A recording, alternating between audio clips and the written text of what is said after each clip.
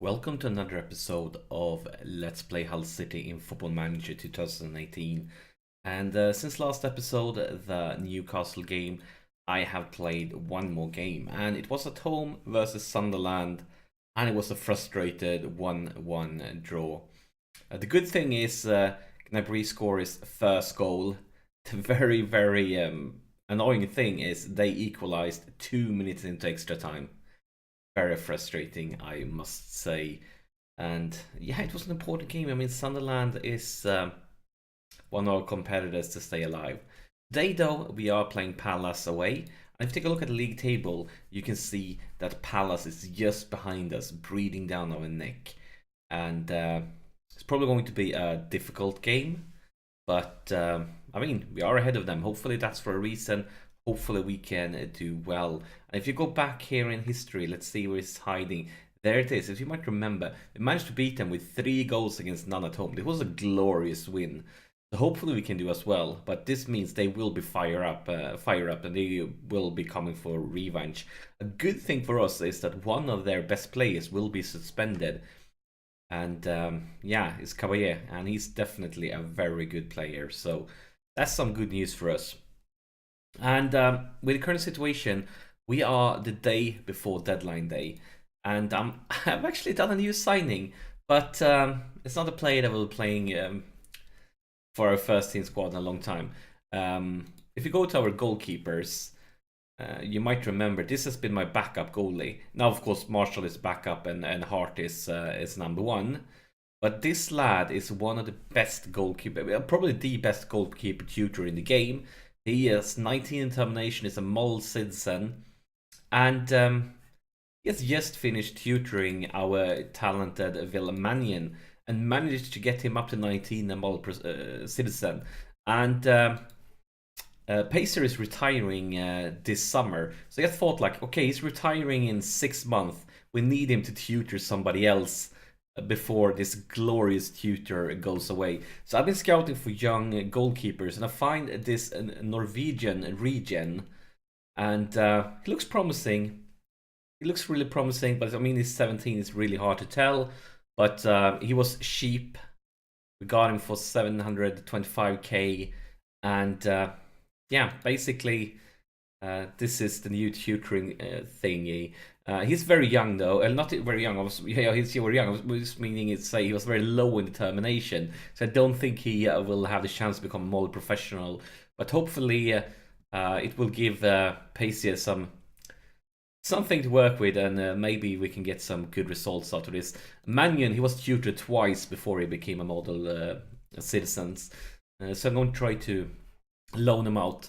Other than that, I'm trying to sell Marshall because he is 33, and Joe Hart will be our number 1, and he's making a pretty decent amount in wages. So I feel like we could just try to sell him. We won't use him much. And I'm also trying to, as you know, sell Kingsley. We have accepted bids for him. And right now the highest bill is 8.25 mil, but it's actually like Clasols that's going to bring this up higher. For example, I believe it's like if he plays 10 national games for Scotland or something like that, then I mean he is already playing games for them, so this one will increase, which means we will get more when we sell Kingsley than we signed Moreno from, and Moreno is stronger, so we just like straight up improving the team. And I'm also loaning out young Buso. He's done getting tutored. He's going to get loaned out to Championship Club. I accepted a few offers. And once more, Moreno. No, not that Moreno. That Moreno. We have 2 Morenos now. But yeah, our winger here. So we brought in Gnabry. He will be basically the 3rd choice in this position. So I'm loaning him out. Probably going to try to sell him during the summer. And right now we have gotten offers from Las Palmas, so yeah, I will probably be playing there. And yeah, that's basically it. Probably going to loan out Dick also. I've been trying to sell him, but nobody's willing to pay this much for the injury-prone player. So I'll probably loan him out for the rest of the season, and then try to sell him again during the summer. But yeah, a lot of transfer talks there. It's going to be interesting to see what looks. There's actually quite a few interesting players that we could actually let's quickly just leave this one and go to scouting.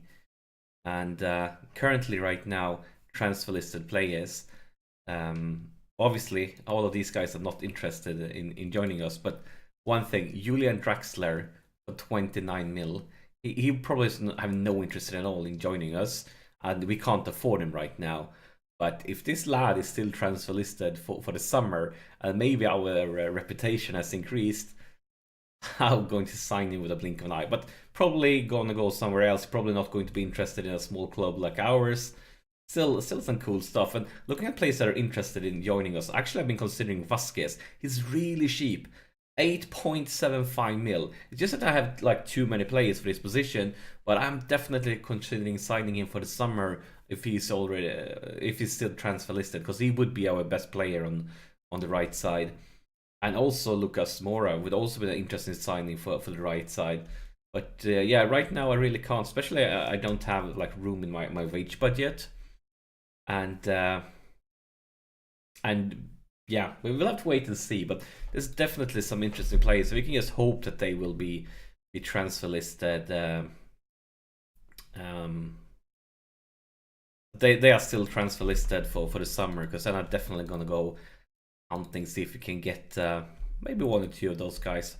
Especially Draxler would be sensational, but I don't think, no matter how this season ends, I don't think he's going to be interested in joining us. But I mean, a lad can dream, can't you?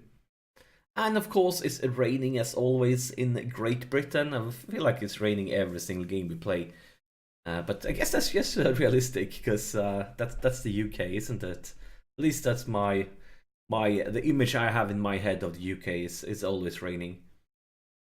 And here is Palace actually creating something. I don't like it. This was not the way things were meant to go. But I mean, they have that home advantage, and they are a very good team. And yeah, they are the place behind us. Come on, guys, focus. Look at this defense. What the heck is up with this one? We have like 10 guys here just watching, like chilling, and then one guy in our penalty area, and he's completely lonely. Of course they're gonna score from this. Oh my god, we got really lucky there. Cabea definitely should have done better there. He kind of had an open net. But I mean, we can say, oh, look at the fitness levels on their players. They have 3 guys that's already down to 70% fitness level, and we have just played half the first half, so they're clearly not rotating as much as I'm doing. The only tired guy is with a bio, but Calabria is actually back from his injury now. He just come back from it. He's lacking match fitness, but hopefully from like the next round or something like that, we're going to get back to be able to rotate in that. Oh, that was a beautiful one from Bowen. Really beautiful. And here's Lapadulu. We are counter-attacking. A lot of guys in the box. Look at this, look at this. Can we see a nice cross here? If we get that, we're going to have a really great chance. And there's Grosicki, and that's the leader. Beautiful. Kamil Grosicki, and perfect. And look at the clock. Just before half time also. Very psychological. But first, actually I would like to see his interception. That was such a beauty. And this cross from Lapadula is perfect. And Grosicki with a quality finisher.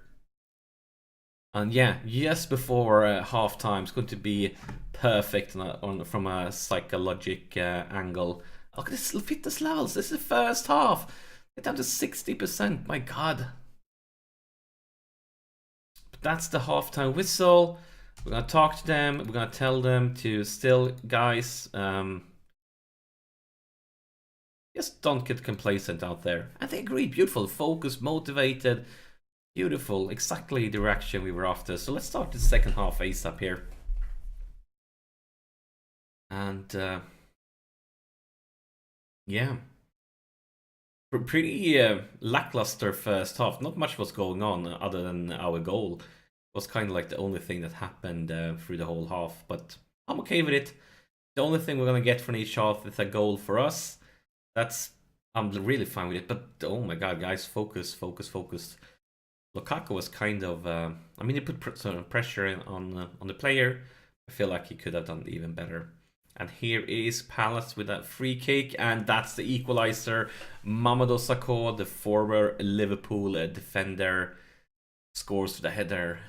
And yeah, I'm not as happy anymore. Actually, a really good header there. Really good one.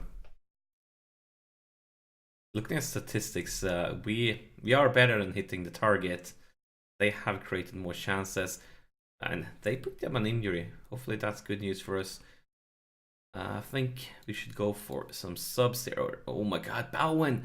Even though he did that beautiful interception, he's down to 6.8 in the rating. We can't have it like that, so let's bring in Ben Arfa instead. That's, oh my god, it's so bad. Then we could go with Henriksen. He's also playing like garbage, and he is a bit tired. Let's remove him and bring in young Afonso Sosa. And I actually believe we're going to change things around here and go with 3 guys in a row like that. And I'm going to say, Stuart, you get to be a ball-winning midfielder. You're going to focus on defense since we have 3 guys up. Let's see if this works better. Still, not doing much here. Clock is just ticking away, but they are not doing much either. I don't feel like going all out crazy attacking. This is a good away result. If this result stays, it means we're going to still be ahead of them, and I'm definitely pleased with that, considering it's an away game. So we have one last sub to do. Should I go with Stewart? We could go with Stewart. I guess we do that, bring in Larson. I need to go with the tactics here and change a few things around. So, how do we do this? Probably like that, and then going to have Branagh focusing a bit. I